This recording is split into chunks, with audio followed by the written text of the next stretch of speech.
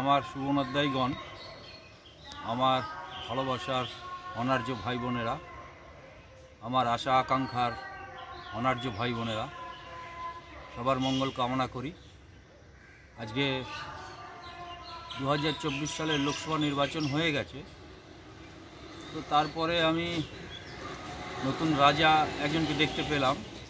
যে আগে যে 5 বছর আগে যিনি রাজা ছিলেন গত লোকসভায়, তিনি আবার বসেছেন। কিন্তু আমি অনার্য বলছি, তাপস সরকার অনার্য বংশের প্রতিনিধি। আমি যে রাজামশাইকে গত 5 বছরে রাজত্ব করতে দেখেছি ভারতবর্ষে, আজকে আবার সেই রাজামশাই বসলেন ঠিকই। তিনি এবার নির্বাচনে একটা শব্দ বলেছিলেন, আমাদের মাননীয় নরেন্দ্র মোদী মহাশয় ভারতবর্ষের গত 5 বছরে উনি রাজত্ব করেছেন। উনি বলেছিলেন এবারের নির্বাচনে 400 পার, আপকি বার 400 পার। তো আমি আমার সমাজের যে বুদ্ধিজীবী, আমার সমাজের যারা হিতাকাঙ্ক্ষী, আমার সমাজের যারা সমাজকে নিয়ে যারা আগামী দিনে স্বপ্ন দেখতে ভালোবাসে, আমার সমাজের উন্নতিতে যারা নিজেকে আনন্দ বোধ করে, আমাদের সমাজেরকে যারা পরিচালক, আমাদের সমাজের যারা মেন মহাপুরুষ যিনি আছেন, তার কাছে আমি আবেদন করেছিলাম যে আপকি বার 400 পার যে নরেন্দ্র মোদী মহাশয় বলছেন, এটাতে তাহলে তো আমাদের যে অধিকারগুলো আমরা পেয়েছি সংবিধানের মাধ্যমে, বাবা সাহেবের মাধ্যমে এবং আমাদের বিগত মহাপুরুষদের গত 10,000 বছর আমাদের যে গোলাম বানিয়ে রাখা হয়েছে এই ভারতবর্ষে, যেদিন বেদ লেখা হয় সেদিন থেকে, এবং আমি জন্মাবার আগেই আমার মাথায় লিখে দেওয়া হয়েছে আমি দলিত, আমি শিডিউল কাস্ট, আমি SC ST OBC, আমি ভারতবর্ষের মূল নিবাসী, আমি ভারতবর্ষের অনার্য জাতির একজন অংশ, অনার্য বংশের একজন অংশ। তো এই যে শব্দগুলো যে দিয়ে দেওয়া হয়েছে আমার মাথায়, তো আমি যেদিন এই পৃথিবীতে এলাম সেদিন থেকে আমার এই চিন্তাভাবনা কল্পনা আমাকে নিজেকে নিয়ে চলছে।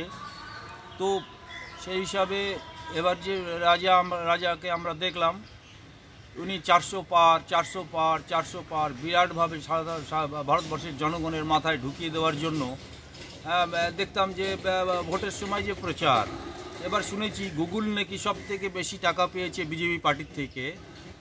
বিজেপি পার্টির যে ইন্টারনেট প্রচার, মোবাইল খুললেই চলে আসছে বিজেপি পার্টির প্রচার, বিজেপি নেতাদের কথাবার্তা। তো গুগল ডিক্লেয়ার করেছে যে আমি সব থেকে বেশি টাকা এবার বিজেপি পার্টির থেকে পেয়েছি। এবং রাজ্যবাসী, দেশবাসী সবাই জানেন যে যাদের কাছে অ্যান্ড্রয়েড ফোন আছে, ফোন খুললেই বিজেপি পার্টি, রাত্রি 1:30 তখনও বিজেপি পার্টির প্রচার চলছে। তো সেই বিজেপি পার্টি আবার ক্ষমতায় এসছে, RSS অ্যান্ড কোম্পানি। তো এইবার ক্ষমতায় আসার পরে মহাপুরুষের নির্দেশে আমাদের সংবিধানটা বেঁচে গেল। আগামী 5 বছর হয়তো আমার অধিকারগুলো বেঁচে থাকবে, সেই ব্যবস্থা আমি মহাপুরুষকে করতে বলেছিলাম। তাই এবার নোটাকে হিরো করা হয়েছে, যে নোটাকে কেউ চিনত না, এমনকি 2 লক্ষ ভোট পর্যন্ত নোটাতে পড়েছে এবার।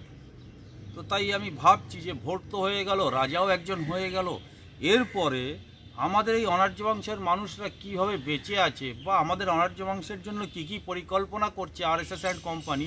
বিভিন্ন রাজ্যে যে সমস্ত সরকারগুলো আছে সবগুলোই RSS-এর উইংস। যেমন দিল্লিতে কেজরিওয়াল আছে RSS-এর উইংস, যেমন উত্তরপ্রদেশের যোগী মহারাজ আছেন RSS-এর উইংস, যেমন পশ্চিমবঙ্গে মমতা ব্যানার্জি আছেন RSS-এর উইংস, যেমন তামিলনাড়ুতে আছে RSS-এর, মানে প্রতিটা রাজ্যেই RSS-এর হাত পা। বিনা RSS-এর মেম্বার না হলে কেউ CM বা কেউ PM বা কেউ একটা MP বা একটা MLA হতে পারে না আজকের দিনে। এই ব্যবস্থা RSS থেকে করা হয়েছে। সামাজিক সংগঠন যারা শাসন করছে তাদের সামাজিক সংগঠন, আর্য জাতির সামাজিক সংগঠন, সেই সংগঠন থেকে এবারের নির্বাচনে 2024-এর নির্বাচনের পরে যে পরিস্থিতি দাঁড়িয়েছে, সেই জায়গায় দাঁড়িয়ে আমার অনার্য বংশের জন্য তারা কি পরিকল্পনা করছেন, কি ভাবছেন, সেই নিয়ে একটু ভাবনা চিন্তা হচ্ছে আমার মাথায়। তো প্রতিদিনই আমাকে নিজের পেট চালাতে গেলে, নিজের মানে সংসারের জিনিস সামান্য কিছু কিনতে গেলে আমাকে রোজই বাজারঘাট করতে হয়, বাজারে যেতে হয়। তো প্রতিদিনই দেখছি যে আলুর দাম প্রতিদিনই বেড়ে যাচ্ছে। কেন, আমরা তো আর অনলাইনে আলু কিনে খাওয়ার মানুষ না। আমরা তো বাজারে যাব, কোনোদিন 500 আলু, কোনোদিন 1 কেজি আলু, কোনোদিন পচা আলু, কোনোদিন পচা মাছ, বা কোনোদিন যদি হয় একটা ডিম, বা কোনোদিন যদি হয় একটু পচা একটু লঙ্কা। গরমে তো সব লঙ্কা শুকিয়ে যাচ্ছে, বাড়িতে এনে রাখা যায় না, লঙ্কার দাম দিন দিন বাড়ছে। পেঁয়াজ রসুনের দাম দিন দিন বাড়ছে, মানে এমন জায়গায় পৌঁছে গেছে এই যেগুলো প্রতিদিন লাগে আমাদের বাজারে সবজি। তো ভারতবর্ষে কোনো পলিটিক্যাল পার্টি ভোটের পরে এই সবজির জিনিসপত্রের যে দাম দর বাড়ছে প্রতিনিয়ত, আর আমাদের মানুষ যে প্রতিদিন একটু একটু করে কম জিনিস খাওয়ার জিনিস কিনে বাড়িতে পেটে জল খেয়ে পেট ভরে যে বেঁচে আছে, এইটা আমার মাথায় এলো। এইটা আমি দেখতে পেলাম যে আমাদের মানুষ প্রতিদিন বাজারের ব্যাগে অল্প অল্প করে কিছু কিছু জিনিস কম কম কিনছে এই ভোটের পরে। এতে রাজনৈতিক দলগুলো কি ভাবছে, বা ভারতবর্ষের যে নতুন গভর্নমেন্ট হলো তারা কি ভাবছে, বা বিভিন্ন রাজ্য সরকার, কোনো রাজ্য সরকার বা কেন্দ্রীয় সরকার থেকে কোনো বক্তব্য নেই, কোনো পরিকল্পনা নেই। আমাদের এই অনার্য মানুষের ব্যাগগুলো ভরছে না, আমরা পান্তা ভাত খেয়ে বেঁচে থাকার জন্য জায়গায় চলে যাচ্ছি আবার। তো সেই জন্য আমার মাথায় একটু দুঃখের বেদনা এলো, তাই আমার ভাইদের কাছে আবার আজকে এলাম। এর যখন কারণটা আমি বিশ্লেষণ করলাম তখন দেখতে পেলাম যে এবার যে নির্বাচন হলো লোকসভা নির্বাচন 2024, এই 2024 নির্বাচন হয়ে যাওয়ার পরে বাংলার যিনি মাননীয় মুখ্যমন্ত্রী মমতা ব্যানার্জি রয়েছেন, তিনি নিজের আমলাদেরকে একটু রাগান্বিত হয়ে রুদ্ধদ্বার বৈঠক করেছেন একটা বিষয় নিয়ে। আমি আগের ভিডিওতে একটা পয়েন্টে বলেছিলাম যে বাংলার মুখ্যমন্ত্রী মমতা ব্যানার্জি পশ্চিমবঙ্গে নাকি এবার নির্বাচনে বিরাটভাবে বাইরের টাকা ঢুকে এখানকার ভোট কিনে মানুষকে বিভিন্নভাবে টাকা দেখিয়ে ভোট করা হয়েছে। এই নিয়ে আমাদের মাননীয় মুখ্যমন্ত্রী যে রিপোর্ট দিয়েছেন, এবং আমাদের মানুষকে যে মাননীয় মুখ্যমন্ত্রী ওই লক্ষ্মী ভাণ্ডারের নামে আমাদের ট্যাক্সের টাকাটাই আবার ফিরিয়ে দিয়ে একটা মহান হওয়ার চেষ্টা করে আমাদের ভোটগুলো কিনেছেন। এই যে টাকার খেলা, ভোটের খেলা, এতে কি মনে হচ্ছে আমার মনে হয় যে কেন্দ্রীয় সরকারে যে রাজনৈতিক দল গেছেন, তারা যদি বিরাট পরিমাণে টাকা পশ্চিমবঙ্গে ঢুকিয়ে থাকে, তাহলে তারা মনে করছে যে এত টাকা পশ্চিমবঙ্গে আমরা ভোট কিনেছি, এত টাকা লোককে, কালো টাকাটা আমরা লোককে দিয়েছি, জিনিসপত্রের দাম বাড়ছে, বাড়ুক না, কি আসে যায়, আমরা তো টাকা দিয়েছি, সব বিজেপির মানুষ, তারা ভোট টাকা নিয়েছে, তো ব্যাগে যদি বাজার করতে না পারে তাহলে কি আসে যায়, আমরা তো টাকা দিয়েছি। আবার মাননীয় মুখ্যমন্ত্রী যদি মনে করেন আমি তো লক্ষ্মী ভাণ্ডার দিচ্ছি, তো বাজারের জিনিসের দামপত্র বাড়লেই বা কার কি আসে যায়, বাড়ুক বাজারের দামপত্র। তো আমার এইটা মনে হয়েছে যে আরএসএস অ্যান্ড কোম্পানি যে পরিমাণ টাকার খেলা ভারতবর্ষে এবার করেছে, তারা মনে করছে সবাই তাদের নিজস্ব পার্টির এক একটা উইংসের থেকে পার্টি কর্মীদের টাকা দিয়ে ফুলিয়ে ফাঁপিয়ে এই ইলেকশনটা করেছে।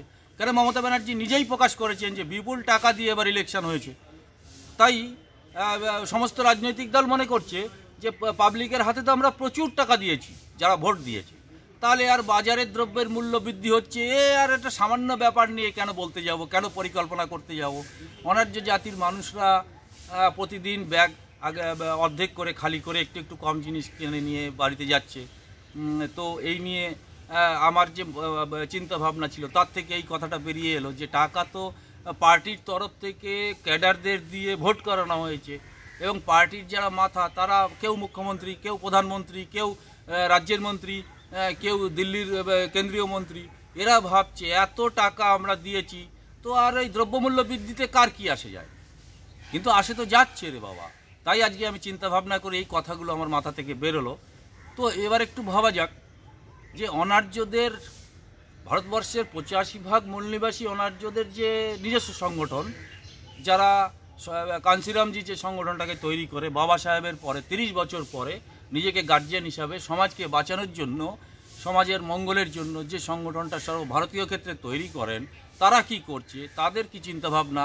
আমাদের এই যে সবজির ব্যাগ ভর্তি হচ্ছে না, আমাদের কেউ আটা কম কিনছে, কেউ একটু চাল, পচা চাল তো রেশনে পাচ্ছে, পচা চালের পরিকল্পনা আরএসএস করেছে, কেউ একটু কম চিনি কিনছে, কেউ একটু আলু 200 গ্রাম কম কিনছে, কেউ আদা ছাড়াই, কেন আদার যা দাম আর রসুনের যা দাম আর পেঁয়াজের যা দাম বাড়ছে, হ্যাঁ, তাতে কম না কিনে তো আর উপায় নেই। কেন আমাদের তো সেই ইনকামটা আর নেই, কেন করোনা মহামারীর পর থেকে যে অর্থনীতি ধ্বংস হয়েছে, তাতে তো অনার্য জাতির 85% মানুষের যে বিরাট ক্ষতি হয়েছে, সেটা তো এই অনার্য মানুষরাই বোঝে। আর্য বংশরা তো যারা শাসন করছে, তারা তো আমাদেরকে হাজার হাজার বছর ধরে গোলাম বানিয়েছে। আজকে পচা চালের পরিকল্পনা সেই জন্য করেছে আরএসএস থেকে, যে পচা চালের জন্য রেশনের দোকানের সামনে লাইন দেবে। তো এই মানুষগুলোর মঙ্গলের জন্য কাঞ্চিরামজি যে সংগঠনটা বানিয়েছিল, এবার দেখা যাক তারা কি করছে এই সমাজকে, তাদের সমাজকে বাঁচানোর জন্য। গতকালকে একটা খবরে আমি খুবই দুঃখিত যে আবার এই যে বহুজন সমাজ পার্টি বা সমাজবাদী পার্টি যে মিডিয়া থেকে, বা হাতি পার্টি যাকে বলা হয়, এরা আবার সেই আকাশ আনন্দকে, মায়াবতী আবার এই কেন্দ্রীয় কমিটির মাথায় বসিয়েছেন এবং 2-3টে উপনির্বাচন হবে, কতগুলো উপনির্বাচন হবে, সেই উপনির্বাচনগুলোর দায়িত্ব দিয়েছেন গতকালকে। সারা ভারতবর্ষে টিভি মিডিয়াতে বা ইন্টারনেট মিডিয়াতে এটা প্রচারও হয়েছে। তো এখানে কথা হচ্ছে অনার্য জাতির যে এই যে সংগঠনটা, এই সংগঠনটা যখন কাঞ্চিরামজি তৈরি করে, যতদূর আমার গবেষণা বা আমার নিজস্ব চিন্তাভাবনা, আমার ছোট্ট মাথায় ছোট্ট বুদ্ধিতে আমি যেটা জানতে পেরেছি, যে সাংগঠনিকভাবে ভারতবর্ষে একটাই পলিটিক্যাল পার্টি আছে যে পলিটিক্যাল পার্টিটা নির্বাচনে বিশ্বাস করে। এবং কাঞ্চিরামজি জীবিত থাকতে পার্টির পদাধিকারীরা নির্বাচন হতো এবং সেই নির্বাচনের মাধ্যম দিয়ে কেউ ডিস্ট্রিক্ট প্রেসিডেন্ট হতো, কেউ সেন্ট্রাল কমিটির মেম্বার হতো, কেউ স্টেট বা রাজ্যের প্রেসিডেন্ট হতো, বা কেউ সারা দেশের প্রেসিডেন্ট হতো। এবং এইগুলো হতে গেলে নির্বাচন কমিশন দপ্তরের সাথে একটা তার ডকুমেন্টারি একটা লেনদেন থাকে যে আমরা এই নির্বাচন করেছি, এতগুলো ভোট পড়েছে, নির্বাচন কমিশনকে তার রিপোর্ট জমা দিতে হয়। তো